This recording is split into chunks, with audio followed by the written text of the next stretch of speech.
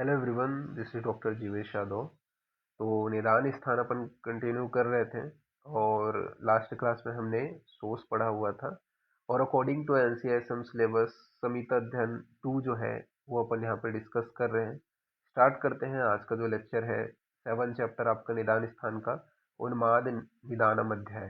ठीक है, तो उन्माद के कितने टाइप्स आपके बताए गए हैं? तो उन्माद के टोटल 5 भेद बताए गए हैं। कितने भेद? पंचविध भेद बताए गए हैं। कौन से हैं? वातज उन्माद, पित्तज उन्माद, कफज उन्माद, सन्निपातिक उन्माद और आगंतुज उन्माद। तो उन्माद के कितने भेद बताए गए हैं? 5 हैं। वातज, पित्तज, कफज, सन्निपातिक और आगंतुज। फिर उन्माद की जो व्याख्या है उसके विषय में बात करते हैं। तो उन्माद की व्याख्या में बोला गया है यहाँ पे कि जब मन, बुद्धि, संज्ञा, ज्ञान, स्मृति, भक्ति, शील, चेष्टा और आचार का जब विभ्रंश हो जाता है तब उन्माद की उत्पत्ति होती है। तो मन हो गया, बुद्धि हो गया, ठीक है, संज्ञा हो गया, ज्ञान हो गया, स्मृति हो गया, भक्ति हो गया, शील, चेष्टा, आचार, इनका जब विभ्रंश हो जाता है तब क्या है? उन्माद की उत्पत्ति यहाँ पे बताया गया है। तो ये आपको ध्यान में रखना है। फिर उन्माद के पूर्व रूप के विषय में बात करते हैं। तो उन्माद के पूर्व रूप के अंतर्गत क्या क्या लक्षण बताए गए हैं? तो उन्माद के पूर्व रूप के अंतर्गत बताया गया है तस्योमानी पूर्व रूपाणी तद्यथा शिरः शून्यम, शून्यता, चक्षु आकुल्यता, स्वप्न करणयो, उच्छ्वासस्य आधिक्यम, आस्य स्त्रावण, अन्न अभिलाषा, आरोचक, अविपाक। ठीक है, यहाँ पे मैं आपको पासवर्ड बता देना चाहता हूँ। ये जो चैप्टर है इसके नाम के आधार पे ही अपन रखेंगे। ठीक है, इसका जो पासवर्ड रहेगा वो उन्माद ही रहेगा। जैसे उन्माद लिखा है वैसा सेम आपको टाइप करना है, तो ये पीडीएफ आपका ओपन हो जाएगा। ओके, तो क्या क्या है आपका? सिर में शून्यता का होना, चक्षु में आकुलता का होना, इसके अलावा स्वप्न करणयों, ठीक है, उच्छ्वास का बहुत ज्यादा बढ़ जाना, आस्य का स्त्रावण होना, अन्न की अनभिलाषा होना, अरोचक, अविपाक, ये सभी जो है आपको देखने को मिलता है। ठीक है, ये आपको ध्यान में रखना है। इसके अलावा भी और लक्षण बताए गए हैं, तो इसका श्लोक याद न करके हिंदी याद रखना। जैसे कि यहाँ पे बोला गया है कि सिर में शून्यता, चक्षु में आकुलता, कर्ण स्वप्न, अधिक उच्छ्वास, सलाइवेशन यानी कापसी स्त्रावण, अन्न की अभिलाषा, अभिलाषा, अरोचक, ठीक है, अविपाक, हृदय ग्रह, इसके अलावा अस्थान पर ध्यान यानी कि कोई भी स्थान पे ध्यान रहेगा, आश्य, असम्मोह, उद्वेग, सतत रोमहर्ष का होना, ठीक है, इसके अलावा ज्वर का बार बार होना, फीवर बार बार आएगा। इसके अलावा आपका क्या बताया गया? चित्त का उन्मत्त होना, उदर्द हो गया, अर्दित हो गया। इसके अलावा ऊर्ध्वांग का जो है ऊर्ध्वांग वेग से पीड़ित होना, ठीक है, स्वप्न में क्या है? भ्रम पूर्व दर्शन करना, ठीक है, तो स्वप्न में भ्रम पूर्व जो है दर्शन करना। तो ये सभी आपके लक्षण बताए गए हैं, तो ये आपको ध्यान में रखना है।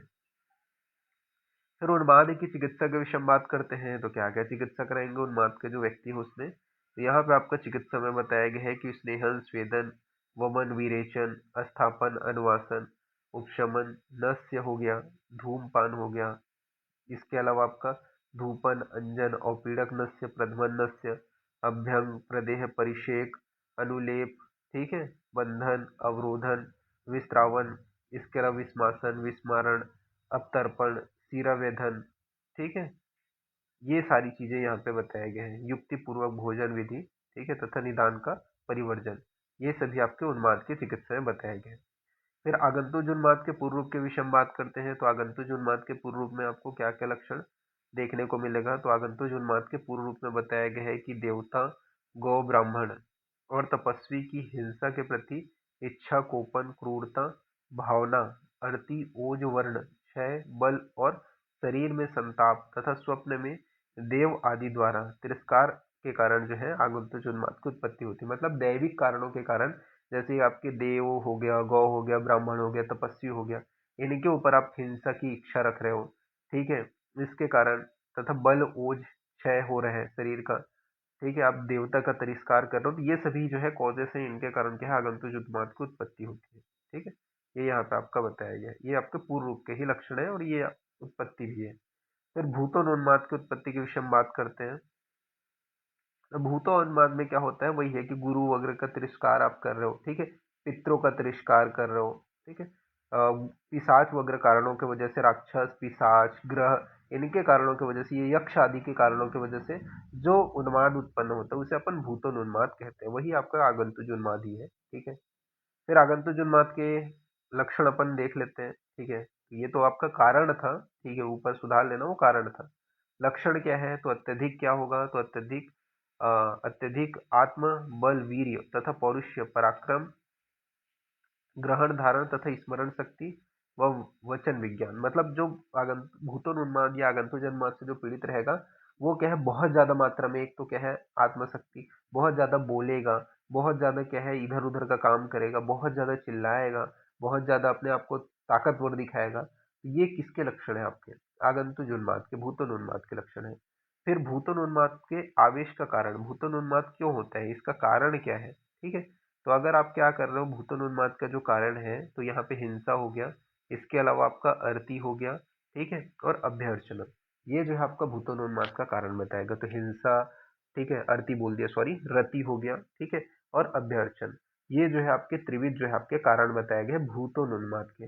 फिर भूतोन्माद की चिकित्सा के विषय में बात करते हैं, तो क्या क्या चिकित्सा करनी चाहिए भूतोन्माद का जो व्यक्ति होता है। तो इसमें बोला गया है कि मंत्र, औषधि, मणि, मंगल, बलि, उपहार, होम, नियम, व्रत, प्रायश्चित, उपवास, ठीक है, इसके अलावा स्वत्यायन, प्राणिपात, गमन, ये सभी जो चिकित्सा है वो करना चाहिए। तो मंत्र, औषधि, मणि, मंगल, बलि, उपहार, होम, ठीक है, नियम हो गया, व्रत हो गया, प्रायश्चित क्रिया, उपवास, ठीक है, प्रणिपात, गमन, ये सभी जो है आपके भूतोन्माद की चिकित्सा में बताए गए हैं।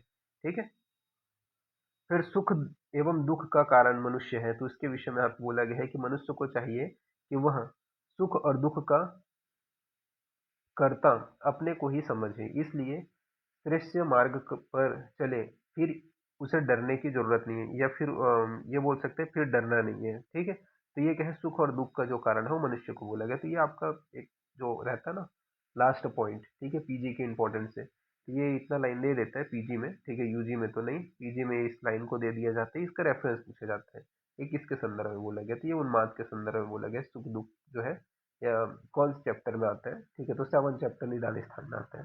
तो ये आपको थोड़ा ध्यान में रखना है अगर पीजी पॉइंट ऑफ व्यू से पढ़ोगे तो। बाकी ऊपर के जो पॉइंट्स हैं वो आपके इंपॉर्टेंट है एग्जाम पॉइंट ऑफ व्यू से, जिनसे आपके जो क्वेश्चंस हैं वो आपके अराइज होते हैं। ठीक है, तो ये जो है आपका उन्माद वाला जो टॉपिक है वो यहाँ पे आपका फिनिश होता है। ठीक है, नेक्स्ट जो क्लास होगा उसमें अपन आगे का जो चैप्टर है उसे अपन कंटिन्यू करेंगे, यानी कि जो लास्ट चैप्टर है निदान स्थान का उसको अपन कंटिन्यू करेंगे। और सारे जो पीडीएफ हैं, ठीक है, जो भी क्लासेस हो रही हैं, ठीक है, आपके समीक्षा अध्ययन अकॉर्डिंग टू एनसीएसएम सिलेबस, सारे के नोट्स मेरे Telegram channel doctor Jivesh Yadav notes के ऊपर अवेलेबल है।